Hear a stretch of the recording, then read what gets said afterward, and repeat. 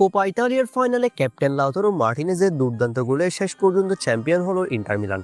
দর্শক, গতকাল জাঁকজমকপূর্ণ আয়োজনের মধ্য দিয়ে কোপা ইতালিয়ার ফাইনালে মুখোমুখি হয় দুই ইতালিয়ান শক্তিশালী ক্লাব ইন্টার মিলান এবং লাজিও। যেদিন ইন্টার মিলানের হয়ে শুরু থেকে ক্যাপ্টেনের দায়িত্ব পালন করেছেন আর্জেন্টিনার মেন স্ট্রাইকার লাউতারো মার্টিনেজ। ম্যাচের শুরুটা হয় দুর্দান্তভাবে মার্টিনেজদের একের পর এক আক্রমণে।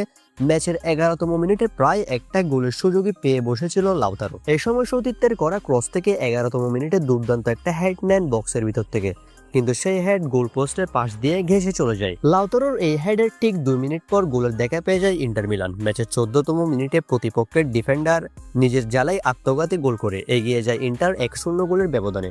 ম্যাচের 14তম মিনিটে এগিয়ে যাওয়ার ঠিক কিছুক্ষণ পর ম্যাচের 25তম মিনিটে ক্যাপ্টেন লাউতারো পেয়ে যান তার কাঙ্ক্ষিত গোলের দেখা।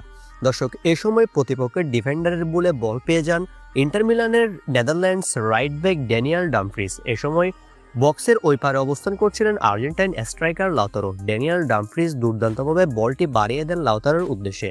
পোস্ট ফাঁকা পেয়ে দুর্দান্ত ফিনিশিংয়ে বল সরাসরি জালে পাঠান লাউতারো মার্টিনেজ। মিলানকে এই গোলের মধ্য দিয়ে লাউতারো এগিয়ে নেন 2-0 গোলের ব্যবধানে। ম্যাচে লাজিও অনেক চেষ্টা করলেও আর গোল আদায় করতে পারেনি। শেষ পর্যন্ত ম্যাচটিতে 2-0 গোলে জিতে চ্যাম্পিয়ন হয় লাউতারো মার্টিনেজরা। কোপা ইতালিয়ার ট্রফি উঁচিয়ে ধরেছে আর্জেন্টাইন এই স্ট্রাইকার।